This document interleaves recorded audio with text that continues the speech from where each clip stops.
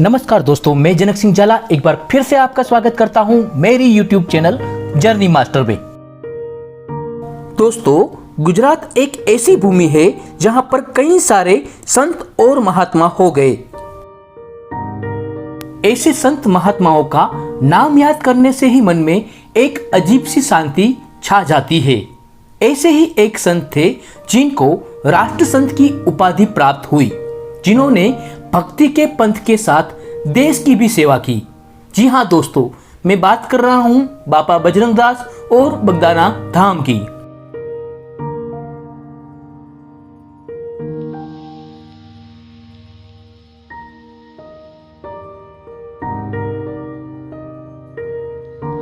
कुछ भक्तजन उन्हें बाबा सीताराम के उपनाम से भी जानते हैं।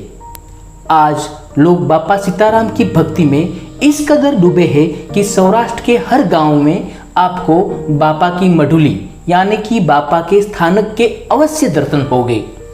बाबा के भक्त ना कि पूरे भारत में बल्कि पूरे विश्व में फैले हुए हैं। और इसी संत की वजह से ही आज भावनगर के पास का बगदाना एक पवित्र धाम बन गया है। यहाँ प्रतिदिन हजारों की संख्या में भक्तजन आते हैं। सच में बाबा सबके दुख दर्द दूर करते हैं। दोस्तों, अभी हम उसी बगदाना धाम में बाबा के दर्शन के लिए आए हैं। आप जो देख रहे हैं वह बाबा का नवनिर्मित मंदिर है। इस मंदिर की खासियत यह है कि इसमें संगमरमर का ही इस्तेमाल हुआ है। यह मंदिर पर्यटन की दृष्टि से न केवल बगदाना के लिए बल्कि पूरे भारत का अपनी शिल्प शैली का अनूठा मंदिर है। अभी हम मंदिर के ऊपरी हिस्से की ओर जा रहे हैं।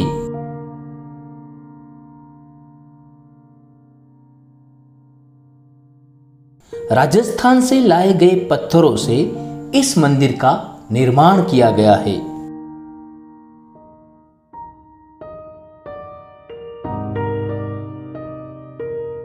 मंदिर की दीवारों पर की गई सुंदर नक्काशी और बाबा सीताराम की चांदी की प्रतिमा श्रद्धालुओं को अपनी ओर खींचती है।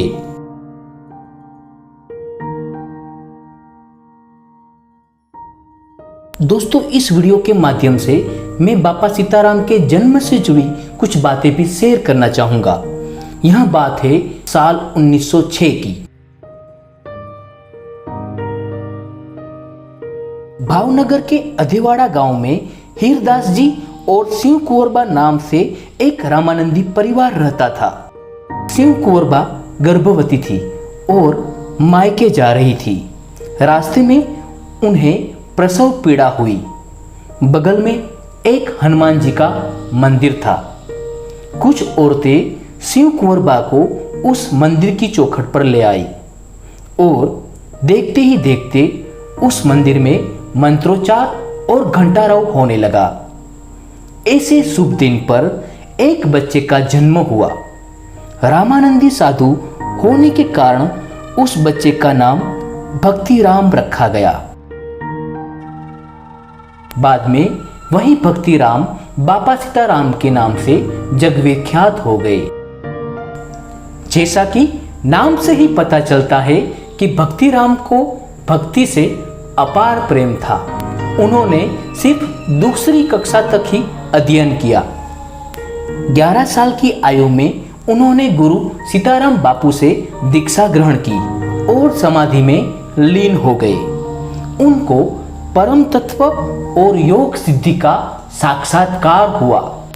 भक्तिराम जब गुरु दक्षिणा देने के लिए सीताराम बापू के पास गए तब सीताराम बापू ने कहा, तुम स्वयं गुरु अवतार हो, मुझे तुमसे कुछ लेना नहीं बल्कि देना है।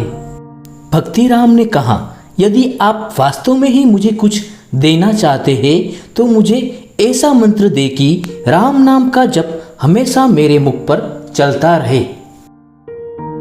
तब सीताराम बापू ने भक्तिराम को एक नया नाम दिया और कहा, आज से पूरी दुनिया आपको बजरंगदास बापू के नाम से जानेगी। गुरु ज्ञान लेने के बाद बजरंगदास ने देश के विविध भागों में भ्रमण किया। वहां साल 1941 में बगदाना आ गए।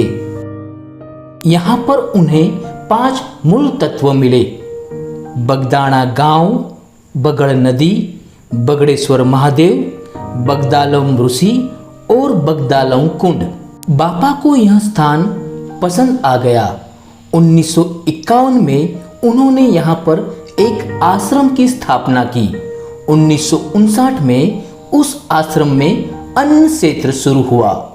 दोस्तों, शायद आपको मालूम नहीं होगा, लेकिन 1962 में जब भारत और चीन के बीच विश्व युद्ध हुआ, तब भारतीय सैन्य की मदद करने के लिए बापा ने अपनी झोपड़ी नीलाम कर दी थी और उसमें से जो भी पैसे मिले थे वह भारतीय सेना को भेजे थे। यही कारण से ही उन्हें राष्ट्रसंत की उपाधि प्राप्त हुई। दोस्तों, बापा के दर्शन करने के बाद अब मैं निकल पड़ा हूं यहाँ की मुख्य बाजार का जायजा लेने।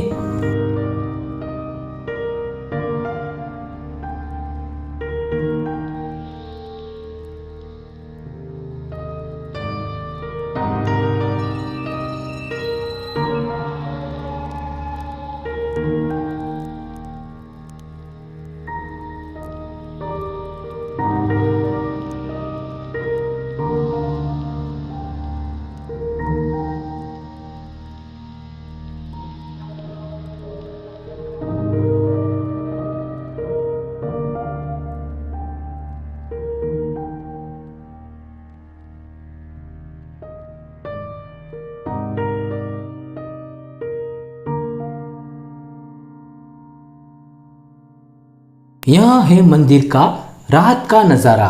भक्तों का तांता अभी भी लगा हुआ है। मंदिर के बाहर लगने वाली बाजार में अभी भी ग्राहकों की भीड़ है। कुछ भक्त बापा के दर्शन करके घर को वापस जा रहे हैं तो कुछ आ रहे हैं।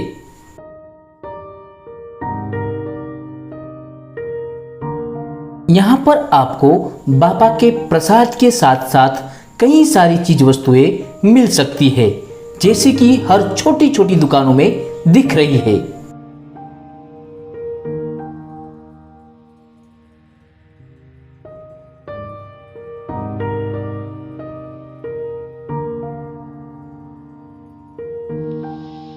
बारिश के कारण ठंड का माहौल है, क्यों ना गर्मा गर्म चाय हो जाए।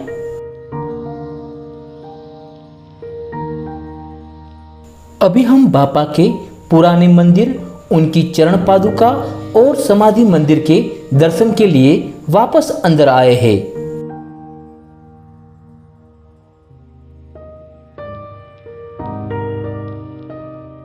यह है बापा का समाधि मंदिर। 1977 में बापा ने पृथ्वीलोक से विदाई ली। तब सिर्फ बगदाना ही नहीं, पूरा भारत देश रोया था। बापा के पार्थिव देह को यहीं पर समाधि दी गई थी, इसीलिए इस स्थान को समाधि मंदिर के नाम से जाना जाता है।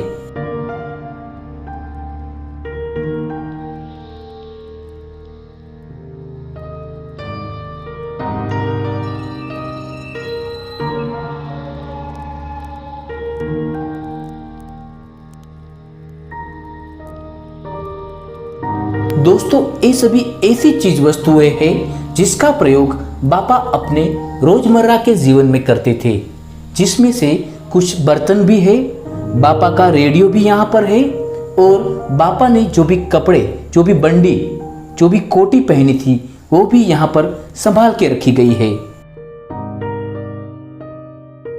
बापा के हाथों लिखे गए कुछ पत्र, मनी ऑर्डर को भी यहाँ पर संभाल के रखा गया है। तो दोस्तों, बापा बजरंगदास और बगदाना धाम का यह वीडियो आपको कैसा लगा? आप अपनी प्रतिक्रिया मुझे अवश्य भेजें। अगर आपको यह वीडियो पसंद आया हो तो उसे लाइक, शेयर और मेरी चैनल जर्नी मास्टर को सब्सक्राइब करना मत भूलें, ताकि मैं और नए अपडेट के साथ आपके सामने आ सकूं।